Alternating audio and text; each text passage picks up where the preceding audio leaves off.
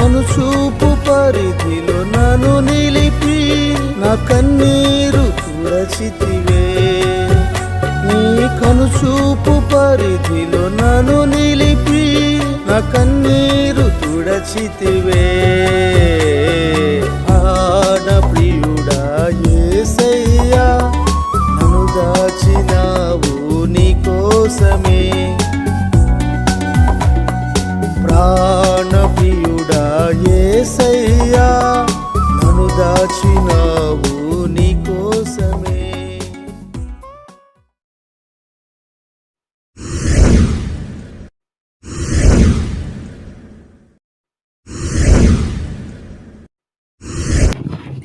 మన ప్రభువును రక్షకుడైన యేసుక్రీస్తు శ్రేష్టమైన నామంలో ఈ ప్రార్థన కూడి వచ్చిన మీ అందరికి కూడా నా హృదయపూర్వక వందనాలు.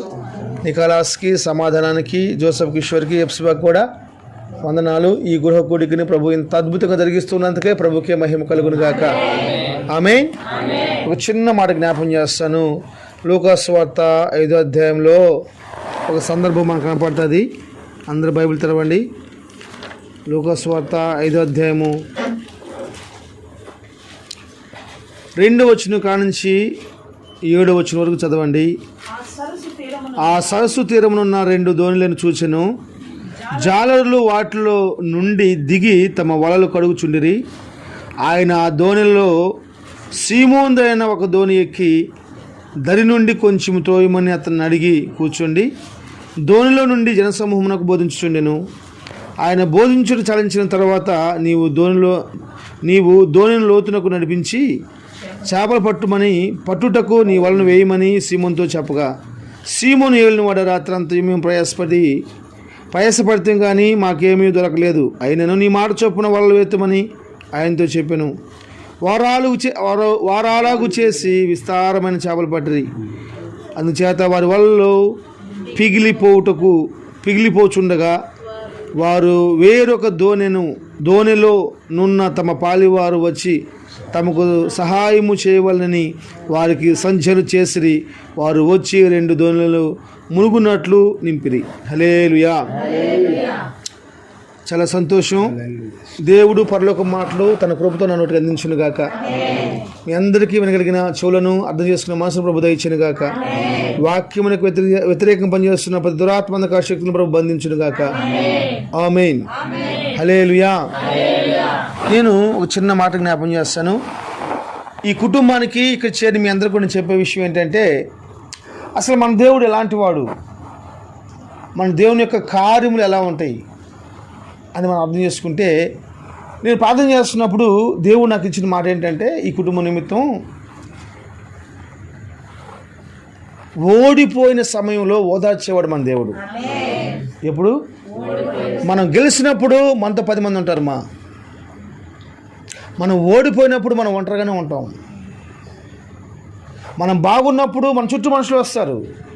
మనం బాగాలేనప్పుడు మనల్ని ఆదరించే వాళ్ళు లేరు, మనల్ని ఓదార్చే వాళ్ళు ఉంటారు. యోబు గారి జీవితంలో అన్నీ ఉన్నప్పుడు అందరూ వచ్చారు. ఆయన దేవుని మాటను బట్టి తన శరీరాన్ని నిలపేయబడ్డాక తన వాళ్ళందరూ వెళ్ళిపోయారు. చివరికి భార్య కూడా తను దూషించడం జరిగింది.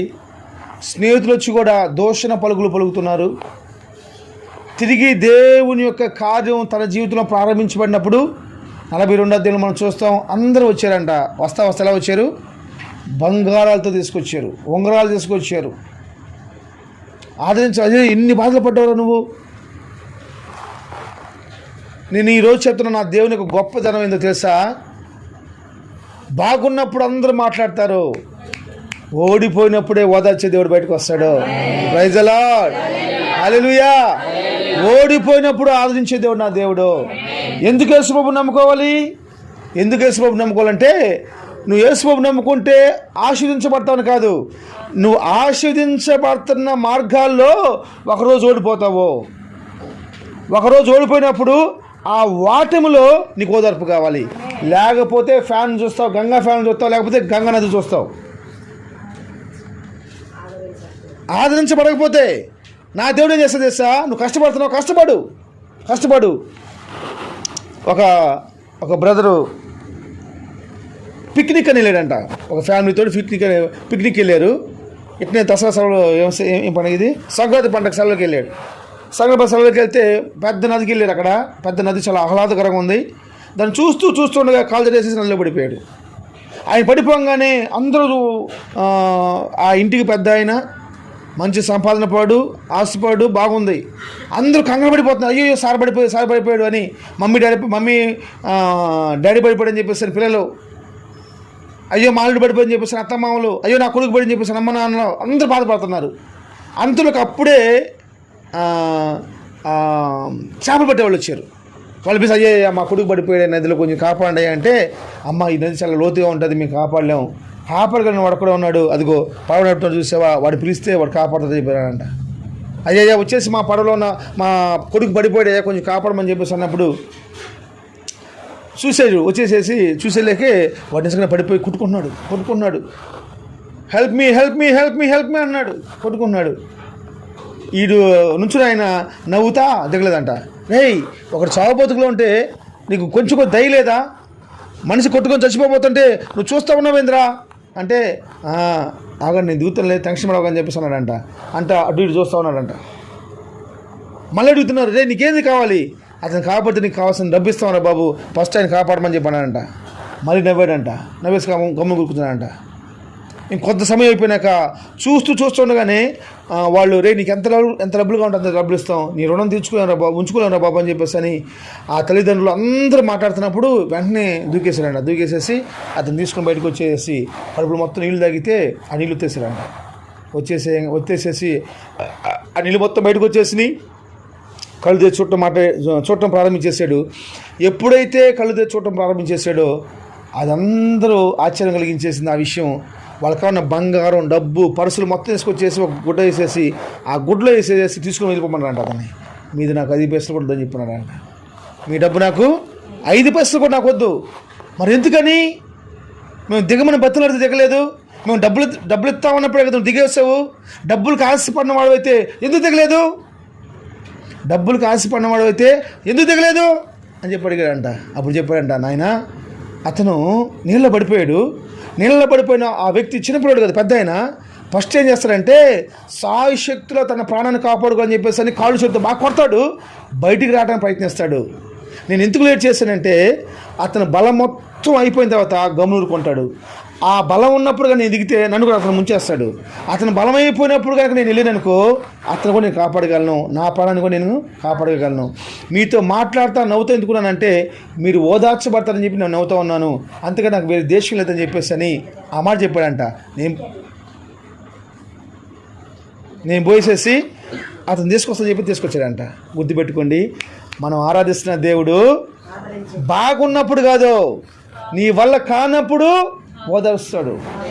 నీకు బాగున్నప్పుడు కదా ఆయన సహాయం చేసేది, బాగున్నప్పుడు సహాయం చేస్తాడు, నువ్వు బాగలేనప్పుడు సహాయం చేస్తాడు. అది నా దేవుని గొప్పతనం. Praise the Lord. అందుకేసి బాబు నమ్ముకోవాలి, ఒక వ్యక్తి పనిచేస్తూ ఉన్నాడు బాబు, పనిచేస్తున్నప్పుడు దేవుని నమ్ముకున్నాడు. ఒక వ్యక్తి అడిగాడు పక్కన అడిగాడు, కొండరావు అంటూ అడిగాడు, అన్నా నువ్వు ఎందుకన్నా దేవుని నమ్ముకున్నావు, యేసుబాబుని నమ్ముకున్నావు కాబట్టి మందు తాగట్లేదు, యేసుబాబు నమ్ముకున్నావు కాబట్టి సినిమాకి రావట్లేదు. నేను ఒక డాక్యుమెంట్ పని మీద వెళ్ళాను, డాక్యుమెంట్ తీసుకొని వెళ్తే సార్ త్వరగా రాను సార్, ఏంటి సార్ ఇప్పుడు దాకా అని చెప్పన్నాడు. సార్ లేట్ అయిపోయింది సార్ అని చెప్పేసి అని పిల్లల్ని పంపించాను. వాళ్ళు వాళ్ళ కోసం మళ్ళీ వెళ్ళిపోయి లేట్ అయిపోయింది, బండి కోసం సార్ బండి కోసం లేట్ అయిపోయింది చెప్పన్నాను.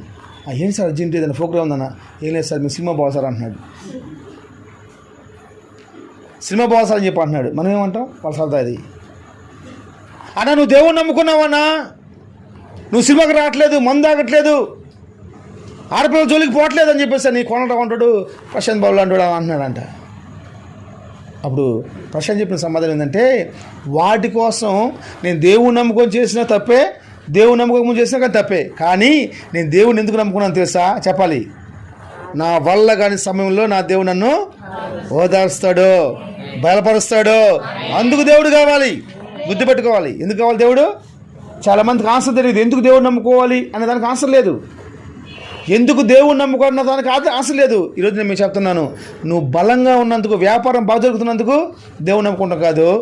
ఒకసారి వ్యాపారం జరగనప్పుడు అప్పుడు దేవుడు వదిలేస్తాడే, కలిమి చేసి తిరుగుతా పర్వాలేదు నాన్న, దేవునికి మంచి వ్యాపారం అయింది. అసలు నీకెందుకు అంత బాధ? మన దేవుడు ఓదార్చే దేవుడు. స్తోత్రం. ఎప్పుడు ఓదార్స్తాడు? ఓటమి సమయంలో, ఓడిపోయినప్పుడు, నష్టం కలిగినప్పుడు. స్తోత్రం. హల్లెలూయా. జాగ్రత్తగానండి, మనల్ని ఏం చేస్తాడు దేవుడమ్మా? ఓదారుస్తాడు. ఎప్పుడు? ఓటమి కలిగిన సమయాల్లో, ఓడిపోయే సమయాల్లో. సో మనం ఏం చేయాలని ఒక 2-3 మాటలు చెప్పేసి నేను ముగించేస్తాను. గుర్తుపెట్టుకోండి, దేవుని చేత మనం ఓదార్పు కలిగిన వారిగా మార్చబడాలంటే, దేవుని చేత మనం ఆదరించబడేవారుగా కావాలంటే, నెంబర్ 1 ఫస్ట్ మనం ఇక్కడ పేతురు జీవితంలో మనం చదువుకున్నప్పుడు ఆయన ఏం చేశాడంటే, గెర్సనేరు అనే ప్రాంతానికి పోయినప్పుడు, సరస్సు పోయినప్పుడు ఆయన చూస్తూ ఉన్నాడు. చాలామంది ప్రజలు ఉన్నారు, అక్కడ చేపలు పడతా ఉన్నారు. చేపలు పడతా ఒక 2 దోణులు వచ్చేసేసి బయటకు వచ్చేసేసి వలలు కడుక్కుంటూ ఉన్నారంట. అక్కడ రాసుకున్న మాట చేసా, ఆ 2 దోణుల్లో ఒక దోణి చూశాడంట. Praise the Lord. ఏదో చూశాడు? ఆ 2 దోణుల్లో ఒక దోణి చూశాడు. ఏదోనే 3వ వచనం.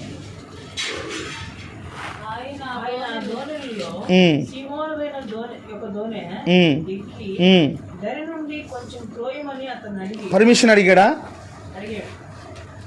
అడవికుతాను పర్మిషన్ అడిగాడా? ఈ అధికారం నీ ఇంట్లో ఉందా?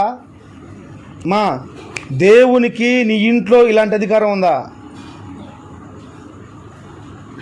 ఇదిగో 3:21 ప్రకటన చదవద్దు. ప్రకటన గ్రంథం 3:21 రాసి ఉంటుంది. ఇదిగో తలుపు దగ్గర నుంచి నేను తలుపు కొడతా ఉన్నాను, ఎవడైనా తీసినాడలా, నా స్వరం తీసినాడలా నేను వెళ్తాను లోపలికి, లేకపోతే నేను బయట ఉంటాను. ప్రభు చెప్తుందంటే, ఇదిగో సీమోన్ దోణి చూశాడు, ఆ దోణిలో పర్మిషన్ అడగల. పర్మిషన్ అంటే యేసు ప్రభు తెలుసు, పేతురు దోణి నేను తీసుకుంటే అతను ఏం ఆన్సర్ చెప్పడని చెప్పేసాను. అప్పుడప్పుడు నికోలాస్ విషయంలో నేను ఫోన్ చేసేసి సంథింగ్ ఏదైనా సరే, డబ్బులు కావచ్చు ప్లస్ బండి అయినా కావచ్చు, ఎలాంటి ఇబ్బందులు ఉన్నా కానీ అతనికి బండి కావాలని నీకు తీసుకురండి ఫస్ట్ అని చెప్పేసి అంటూ ఉంటాడు. కొన్నిసార్లు సహవాసంలో కొంతమంది బిడ్డలు వాళ్ళు చేస్తున్న పరిచయం బట్టి నా హృదయం ఎంతో సంతోషపడుతూ ఉంటుంది. దాన్ని బట్టి నా దేవునికి మహిమ కలుగును గాక. హల్లెలూయా. నేను చెప్తున్నాను, నీ నష్టాల్లో దేవుడు నిన్ను ఓదారుస్తాడు నిశ్చయంగా. అయితే నీ పైన, నీ కుటుంబం పైన నా దేవునికి అధికారం కావాలి. స్తోత్రం. నీ పైన, నీ కుటుంబం పైన, నీ బిడ్డల పైన ఏం కావాలి? నా దేవునికి అధికారం కావాలి. నెంబర్ 1. నెంబర్ 2 చదువుమా, అదే వచ్చింది చదువు. 4వ వచనం. ఆయన బోధించుట చాలించిన తర్వాత ఏంటంట చెప్పండి? ఫస్ట్ ఏంటిది? మీ పైన అధికారం కావాలి, నీ కుటుంబం పైన అధికారం కావాలి, నీ బిడ్డల పైన అధికారం కావాలి. 2వది ఆయన బోధ వినాలి. నువ్వు ఓదార్చబడాలంటే అంత సాధారణ విషయం కాదు, అంత సాధారణ విషయం కాదమ్మా. నిన్ను ఓదార్చాలి, నీ కష్టంలో ఓదార్చాలంటే నిశ్చయంగా ఓదారుస్తాడు. అయితే తన వారిని ఓదార్చాడు. ఎవరూ తెలియదు, మనం ఎలా ఓదార్చగలం?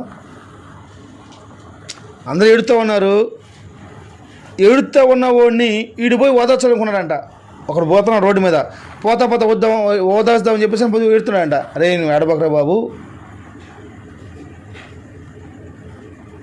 చచ్చిపోయింది మీ అమ్మేనా, పక్కోడమ్మ, చచ్చిపోయింది నీ భార్య అయినా పక్కోడి భార్య అంటూ హేళనంగా ఓదార్చడం స్టార్ట్ చేస్తాడు. అసలు అక్కడ ఏం జరిగింది అర్థం కావట్లేదు వాడికి.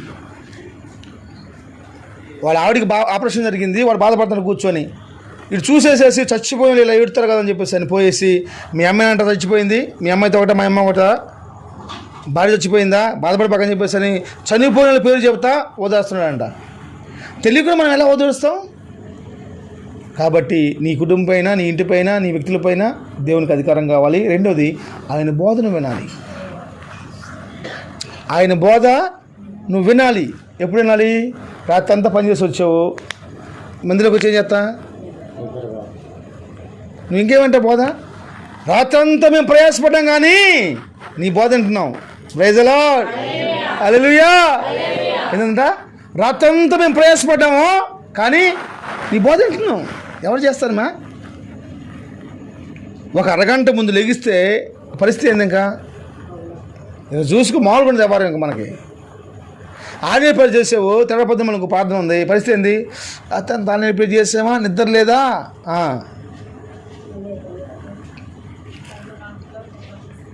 సరే ఆలివ్ ప్రే చేసిన తర్వాత తెల్లపొద్దున మళ్ళీ ప్రార్థన, ఆ రోజు సాయంత్రం మళ్ళీ ప్రార్థన. ఏం చేస్తారు?